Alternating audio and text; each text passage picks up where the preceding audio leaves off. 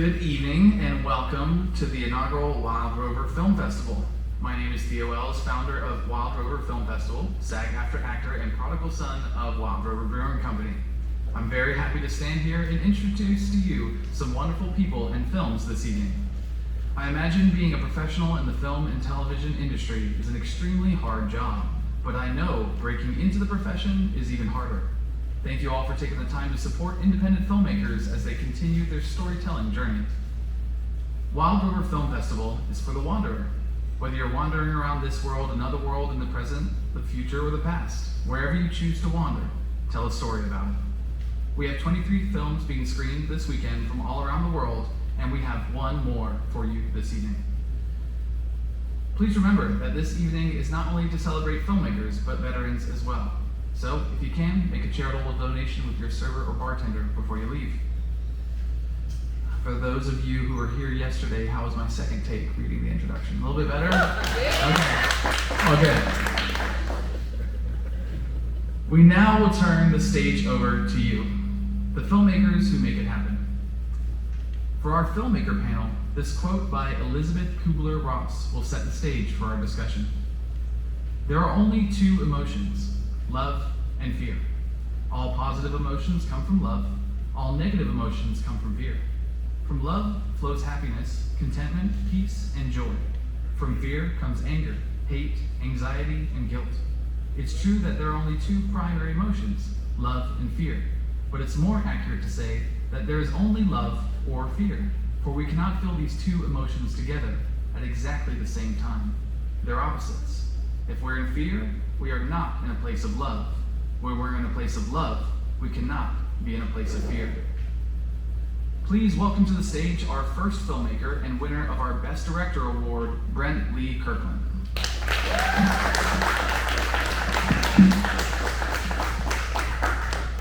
Turn this on for you. Nice to see you again. Yeah, man. How are you? Doing good. Thanks for coming again. Yeah.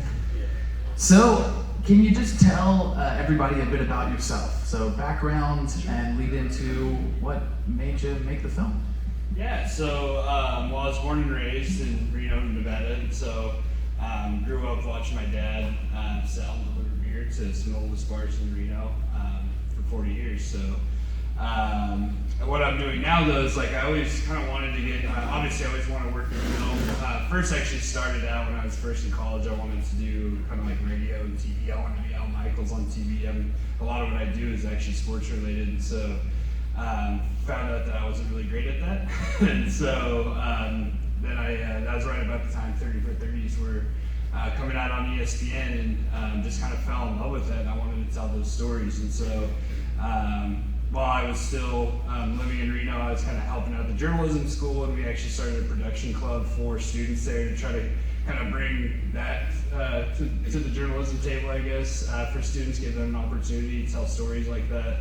But eventually I wanted to get paid. I wanted to make it a career, not just do it for free. So that's why I ended up going back to actually enrolled into the documentary film program at Wake Forest. And you know, I was kind of thinking about like what's a good sports film, like what's all this, and then as I was kind of talking about last night, my dad called me just randomly. He was like, "Yeah, like they're gonna take me off my route," and you know, he was just devastated. Like, you know, it was really weird to like think about him not going to a lot of these old bars and that kind of stuff. And so as I was sitting there, I was thinking, I was like, that's terrible. And I kind of get off the phone. Of course, like the filmmaker brain was just like, I think there might be a film in this actually. So yeah. So from there, that's we spent the next couple years kind of working on that, and which is nice. It's of course like the film school is great because you have people that can, you know, you're constantly like go film and cut something. You have people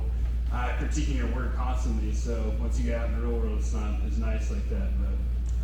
But yeah, that was kind of the evolution of my film. And currently, I work for a company called Gamecocks Plus, and so I went back to kind of my sports roots. And so we do sports documentaries for the University of South Carolina for all their sports. So. Cool. Well, awesome. I guess that's a perfect segue into Keghead's last ride. And what role does love and fear play in your film? It's a good question. I mean, I guess when I think about it, I mean, just like you think about community when you think of those, and you see love and fear, the idea of not having it. I mean, I think in the film you see that, and I saw it, like I felt it as I was filming during COVID. You know, you see, I always knew people liked my dad. Obviously, I'd been into bars growing up with him and seeing people interact, and oh, your dad's the best. But to actually like sit down with these people as I was a little bit older, could understand things more, and actually sit down with them, interview them, talk to them, you realize like how important those relationships with people like my dad had built.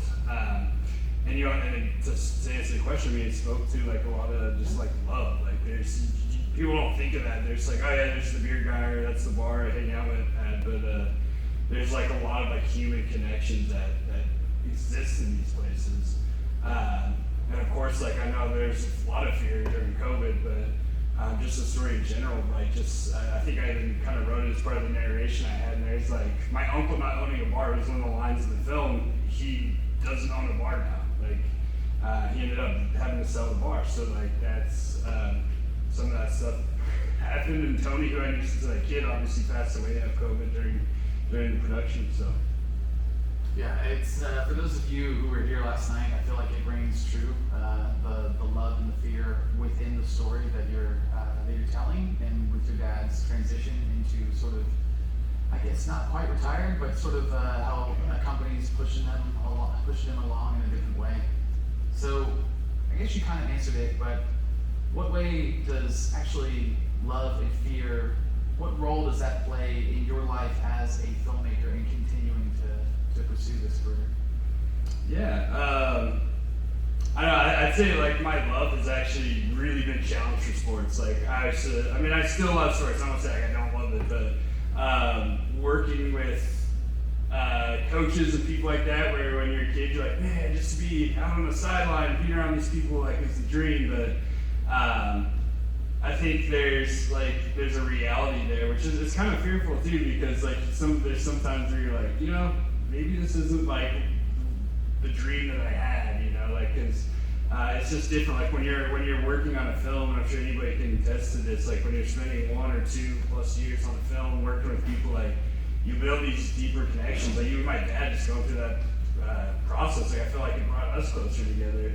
And so then when you're working on like content that's just like, let's get it out daily, let's get it out weekly, and fighting coaches and players just to get the littlest of things, I think, you know, I think there's just like a fear of like my dream changing and not always being what I thought it was. So I think that hopefully answers your question. But Definitely. I think it's super relatable too. I think we all carry that, the love of what we do, and then the fear of it not working out. It's super relatable and sort of rings true, I think, probably for everybody in the room. So what is your greatest source of love and fear? Well, I mean, I would say like my family for sure. Both? Or love and fear? Yeah, no, definitely like for love. I mean, my mom has like in the film a small part, but I mean, she was like a really, really strong, smart person. So she taught us, you know, kind of how to do things appropriately, and also like how to always like push to be like a strong family. So I think that's, you know, like you don't realize as a kid, you're just like, okay, but you know, it's 20, 30 years later, you make a film about your dad because of that love, those connections that we always made a point that like family means something. But and then just as like, what was the other part of the question? Just how love and fear, like where does that source come from? I mean, I think you answered it, you know, like family, super important, you know, and fearful of what your family has to go through, and the love that you have for them, and the honor that you were paying towards your father too, I think is a really, really beautiful story. So this is going to be filmed, so I know you've met almost everybody in here, and if not, also online, you never know who's going to be able to see this. So can you just let us know how to get in contact with you for future work? Yeah, absolutely. If you, I'm on Instagram at bkdocs is my handle. And also I put like a lot of my work, I try to put most of that stuff like on LinkedIn too. So if you'll see my picture there, Brent, Kirkland on LinkedIn. I'd say those are the two best ways you can get a hold of me pretty easily. So, Thank you, Brent. awesome. Appreciate it.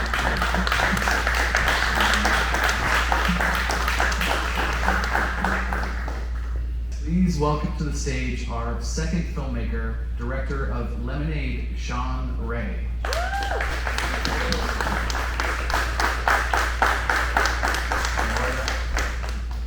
Very welcome. I turned it off. You may have to hit the button again. I think I can work this. Okay. All right. Well, hey, how are you? It's good. I'm good, doing well. Just to let everybody know, about, I think it was 3 weeks before we closed submissions for the film festival, I was looking to get new headshots. And so I was looking through Facebook, and there were so many comments on there that said your name. And I sent that over to my commercial agent, and she loved your stuff, and she wanted me to get headshots from you. And so I got my headshots, and then Shawn was telling me about that he had some films that were completed and that he wanted to submit, and he submitted 2 of them. And Lemonade was a clear standout of being able to accept it here. So I think that's a little bit cool. How things can come full circle. Yeah, absolutely. We premiered it here. This is the first time we've premiered it. So Cool. Well, so it's kind of a great fitting, venue. So you want to tell everybody about sort of what you told me during our session, like your life story, the trajectory and stuff like that? what happened? We've got some. Gosh. Okay. Well, I guess I'm 54, and I was an actor in my 20s and up into my 30s, and then I became a photographer, and that kind of took over. And wanted it really bad as an actor. One of those things where you would always say, when I make it, and I will, and I never did. And so I moved on to bigger and better things in photography, and then my life kind of took a turn that I never thought. I thought I did the responsible thing, and I moved to North Dakota and worked in oil and gas for 8 years. It was hell.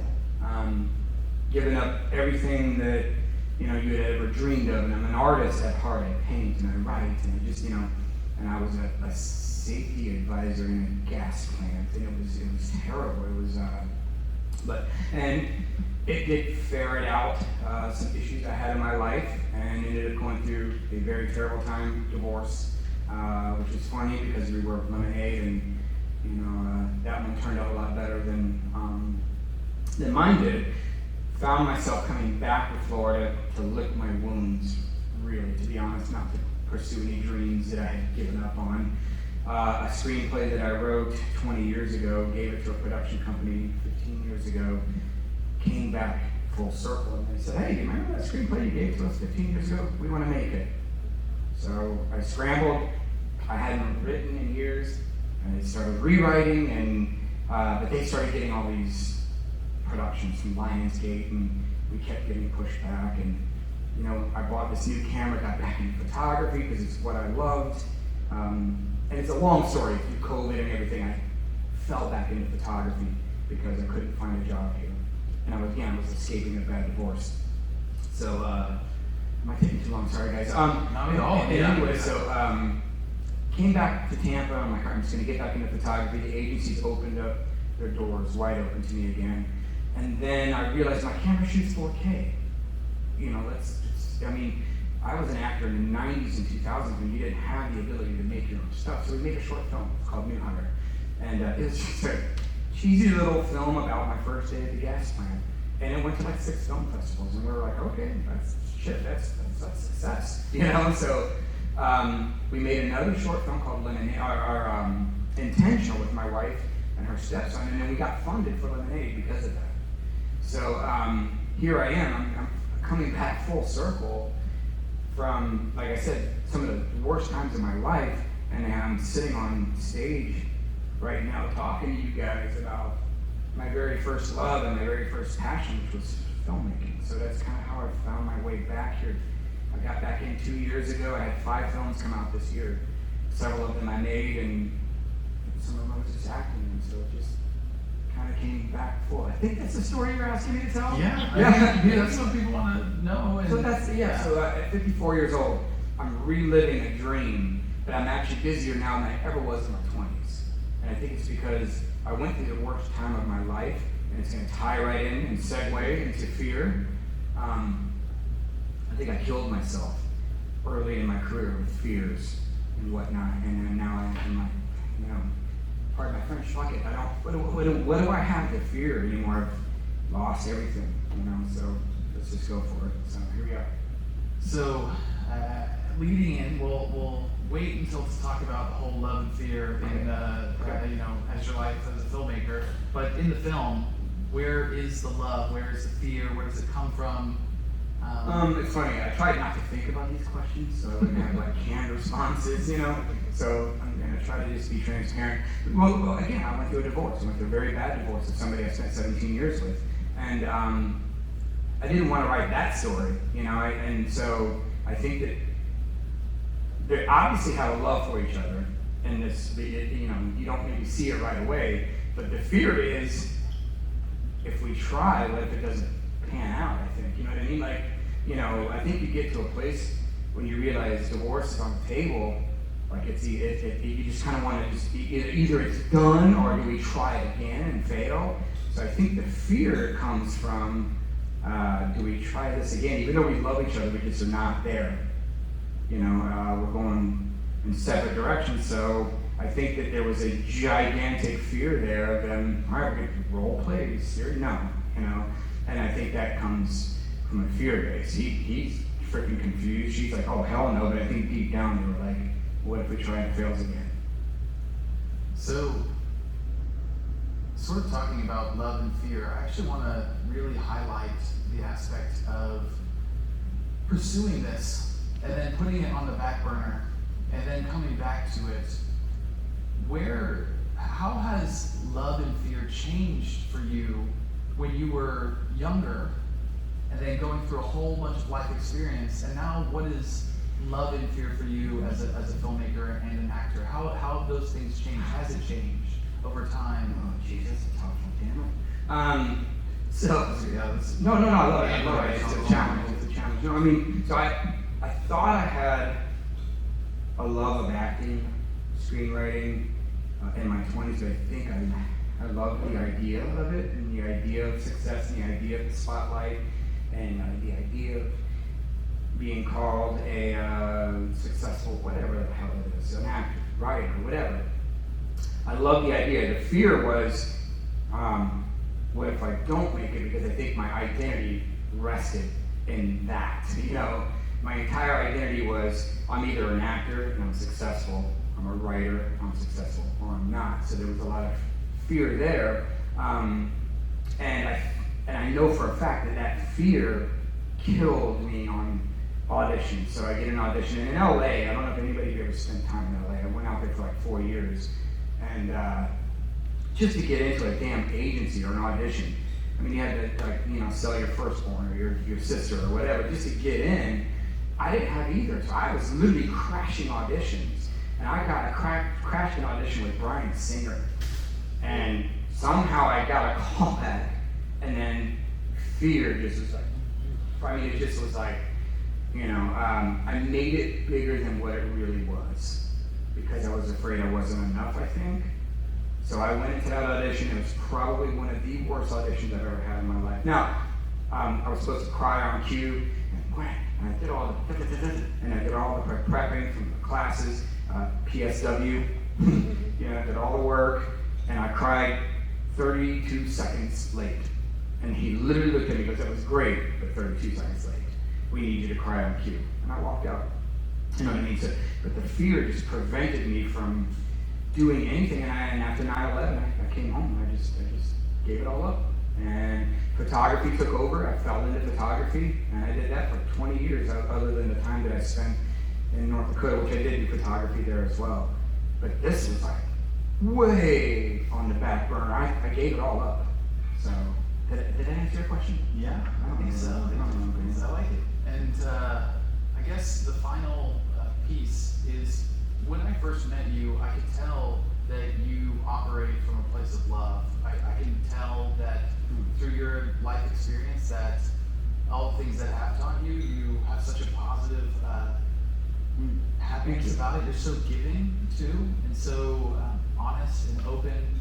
And so where is that greatest source of love in you, for you right now? My wife's not here, so she had to go. She was actually filming, believe it or not. So it used to be what I thought it was like from my family and all the cliche places you think it should come from. And my wife wouldn't be offended if she was here. And I think we're on a journey, my wife, because I'm remarried. And we're on a journey of overcoming fears. We have been over the last 5 years, so it's very fitting. And one of those fears is the fear of being alone. And so we actually are trying to find our own identities in each other, like ourselves, not dependent on each other. That's extremely fearful for me. I could literally come to tears right now. Codependency, whatever you want to call it. I want her to be her person. She wants me to be my person. And that's the first in our lives. So that is grounded in loving yourself. I know that sounds so cheesy, guys. I'm sorry. It's so fucking cliche, but it's so true. I've never loved myself.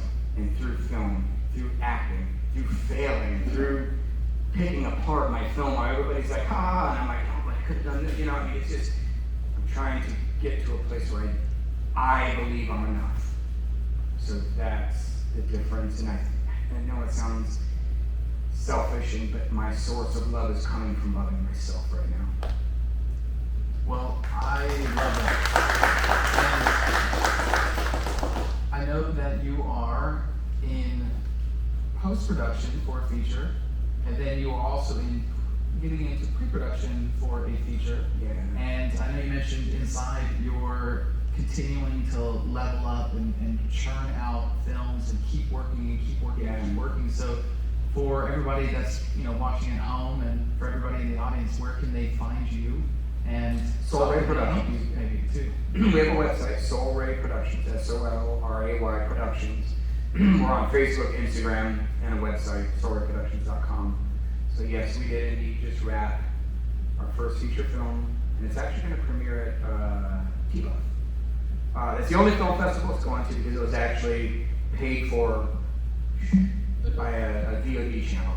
So it's literally supposed to go straight there. We slipped it into T-Buff before, so it's the only film festival it's going to go to. We'll make sure we release this video. Okay. It's called Man in the Blue Suit. It's kind of a nod to Hitchcock. It's pretty cool. It's my first horror film that I wrote. Wrote it in 30 days, filmed it in 6, and it actually, I think, we might have a decent project here. So that's our first feature film, and then my wife and I are moving into, I guess you'd call it development of The Bus. And that's a psychological suspense thriller, and that one is next up. We finished filming the trailer.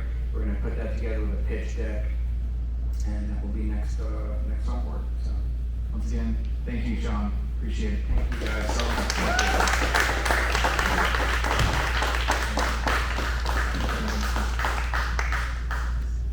All right, next to the stage is the director of Spin the Bottle, Stefanie Davis. Hello. Hello, I'm so glad to be here in Miss America, World Peace. How are you? Good, how are you? I'm doing great. So do you want to tell people a bit about yourself, background, what got you into filmmaking? Yeah.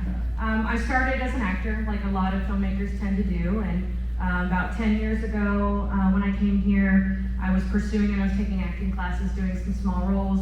My friends and I, we were kind of just not impressed with some of the roles that were being offered, like must be comfortable topless, must be comfortable nude. You're the girlfriend, you're the best friend. Oh, you're so cute. Here's 2 lines. It's like, no, I mean, there's a lot more kind of really hashed out female characters that we have within us. And so I was a writer already, and I thought, oh, let's give it a try.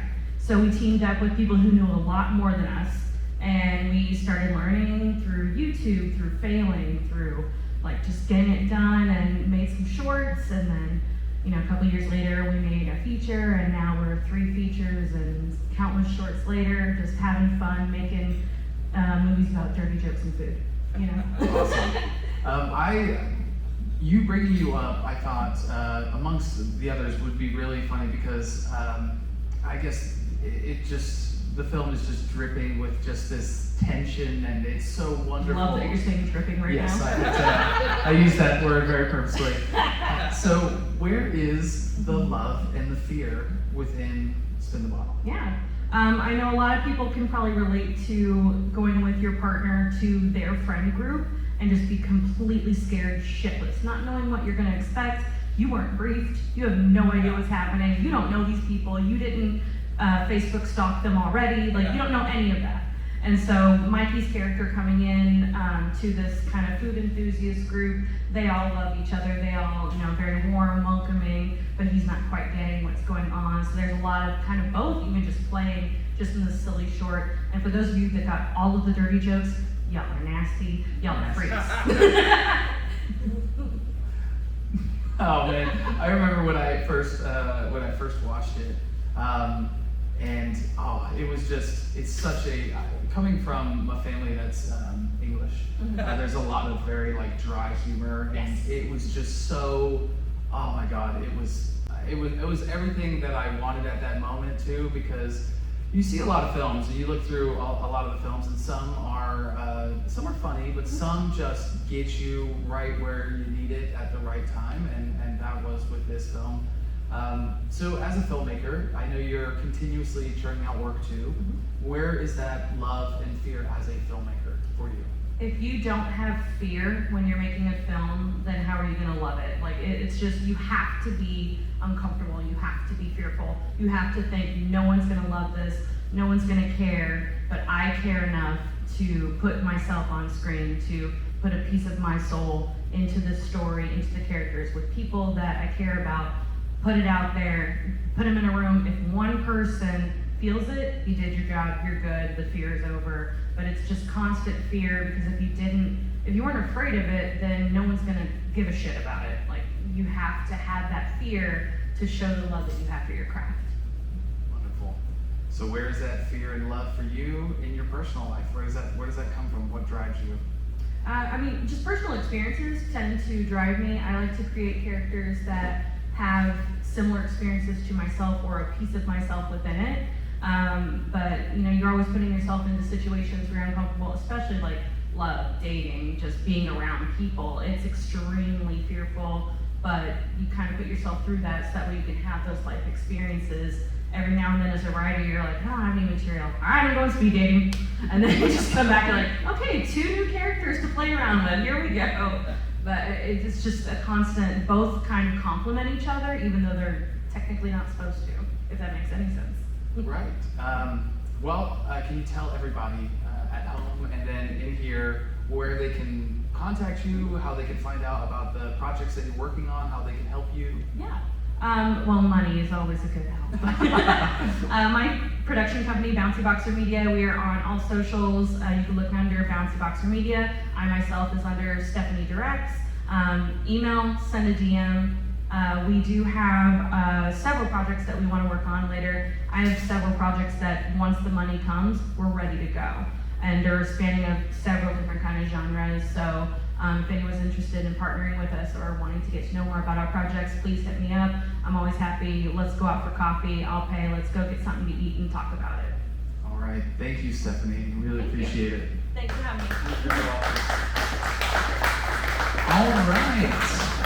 For the final filmmaker this evening, it is going to be the winner of our Best Short Film category and director of Ignition, Derek Toombs.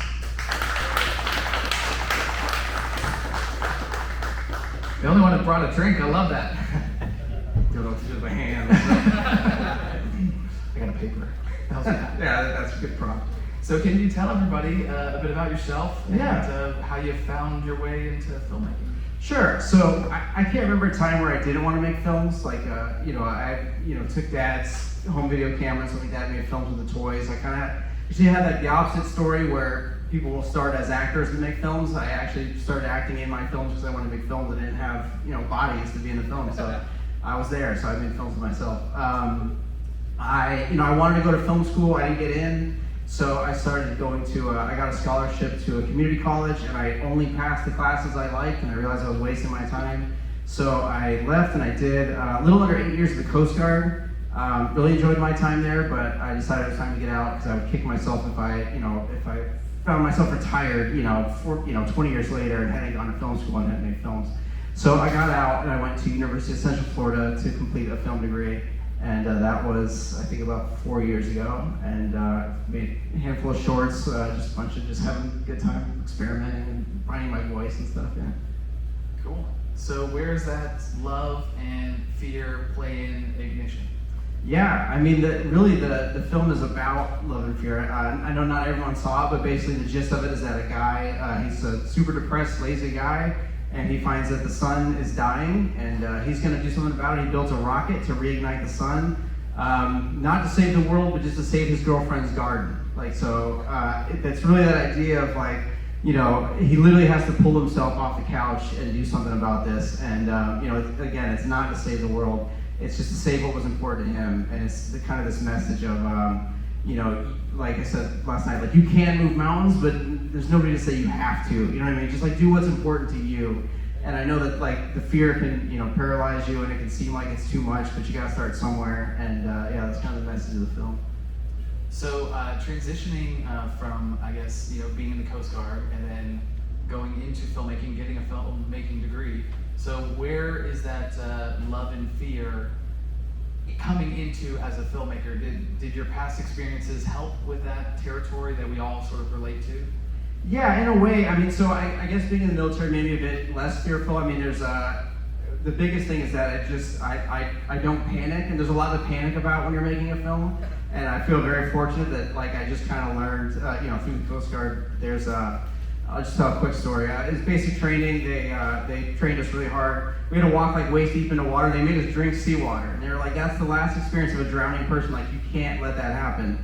That fucked me up. And so nothing on a film set is going to be more intense than that. Nobody's going to make me drink seawater and tell me that that's what a dying person experiences. So everything's easier than that, and so that's good. But it is. There's definitely a fear there because filmmaking, really any kind of expression or storytelling, it's a lot like prolonged eye contact. It feels both vulnerable and invasive, and so you're the things I want to say, is what I'm saying crazy? You want to open up to people and you do want to share this story. I have a background in stand-up comedy. It's the same kind of deal where it's you want to get up there and be like, "You guys know how pickles make you blink a lot?" And I was like, what? You don't want to say something that means a lot to you and realize I'm the only one who feels this way, and that's really scary. But it takes the love of the craft and just that knowing that storytelling is really our best means of communication. If you got something to say, you really just have to get over that fear and do it. So in your personal life, where is love and where is fear coming from? I've got a very loving family. I learned that early. I love, again, just that connection. There's something really magical about being able to express something through an art form where you don't have to say literally what you're thinking, but you can get it out there and have somebody else kind of have that same kind of vibration that you're on, and that's really an incredible feeling. That's what really drives, I think, every artist is just that feeling. But again, it's also very fearful. First festival I had Ignition on, the film started, and my Apple Watch was letting me know that my heart rate was too high, considering that I was just sitting down. So you're dying, you know what I mean? It's you're about to have a heart attack. So it is very scary because you don't know it. If the film had shown and nobody laughed, I would have been miserable. So it's that love of connection and just that fear of connection. It's really the two sides of the same coin. It's crazy. So how can people connect with you? Where can they find out more about the new projects that you're working on? I believe you screened something recently last month. I think. I've got another film I made kind of around the same time. It's a haunted house, kind of almost like a Goosebumps kind of deal, kind of a haunted house comedy. I'm working on a feature. If you want to find me, I'm kicking myself. My production company's name is awesome, but it's a mouthful. Nobody's gonna remember it. It's a Newfangled Motion Picture Company. And so if you want to find me on Instagram, it's 5 times. It's Newfangled MPC. That's a little bit shorter, but oddly enough, less memorable. It's Newfangled Motion Picture Company. If you want to find me personally, that's fine too. I'm Garrick R. Us, like Toys R Us with with underscores in between. That's more memorable, right? So yeah, and so if you want to find what I'm working on, that's where to find it. If you want to find me because you've got funds, it's 954-864-5119. I live in the Deborah Apartments in Orlando. So yeah, so yeah, feel free to follow. I love getting new followers. Follow either my studio's account. Thank you, Derek. Thank you. Appreciate it. This is a terrific festival.